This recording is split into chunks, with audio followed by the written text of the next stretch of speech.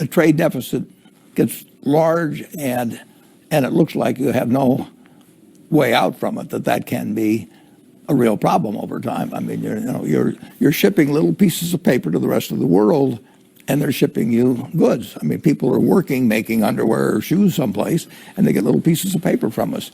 And it gets very tempting if you've done that enough to make sure that those little pieces of paper aren't worth very much over time when they want to cash them for something.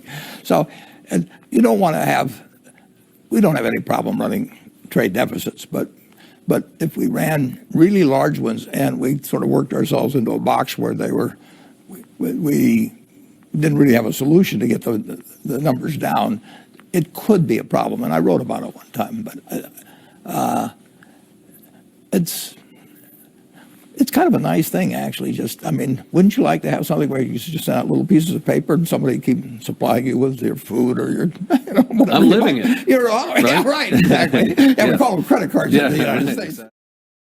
The United States has maintained its position as the world's preeminent economic power for much of the 20th and 21st centuries. A cornerstone of this dominance is the US dollar's status as the world's primary reserve currency, a role officially established by the Bretton Woods Agreement in 1944. This privileged position has afforded the US unique economic advantages, notably the ability to run persistent trade and budget deficits without immediate detrimental effects. In contrast, countries lacking such a reserve currency status have faced severe economic challenges under similar fiscal conditions. The US dollar as the world's reserve currency.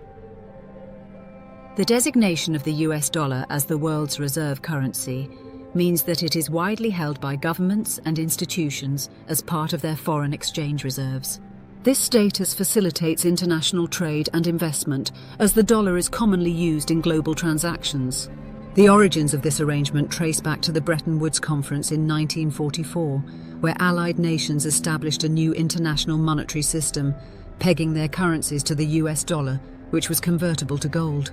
Although the gold standard was abandoned in 1971, the dollar retained its dominant reserve currency status, a testament to the enduring strength and stability of the US economy. Trade deficits. A trade deficit occurs when a country's imports exceed its exports.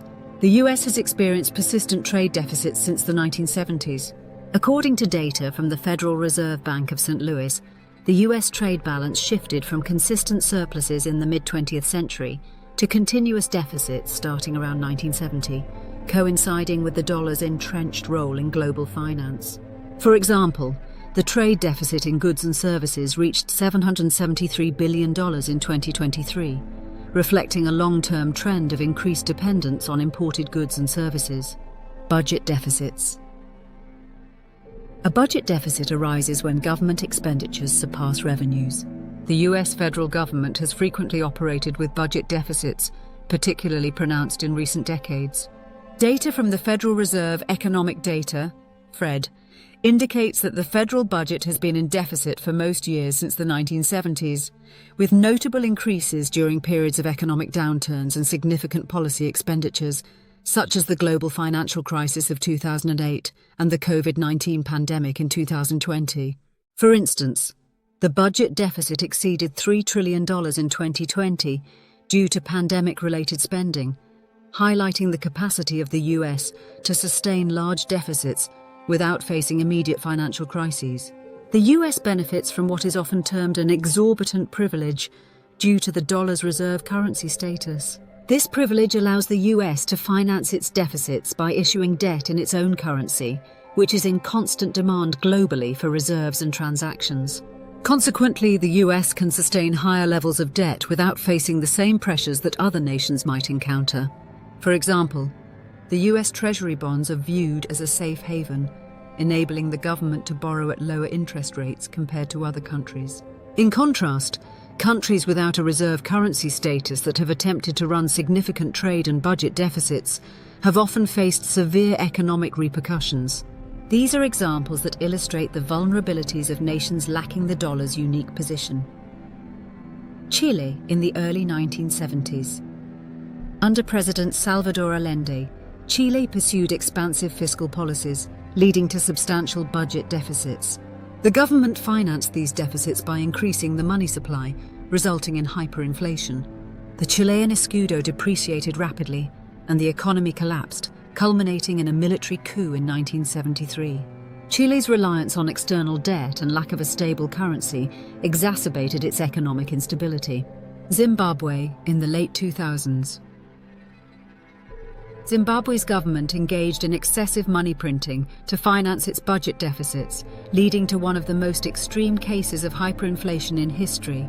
By 2008, the annual inflation rate had reached 89.7 sextillion%. The Zimbabwean dollar became virtually worthless, and the economy suffered a catastrophic collapse, necessitating the abandonment of its currency in favor of foreign currencies, including the US dollar. Greece, during the European debt crisis. Greece, as part of the Eurozone, does not control its own currency. In the late 2000s, Greece's high budget deficits and debt levels led to a severe economic crisis. Without the ability to devalue its currency or independently adjust monetary policy, Greece underwent a prolonged recession, requiring international bailouts accompanied by stringent austerity measures. This starkly contrasts with the US, which can adjust its monetary policies independently.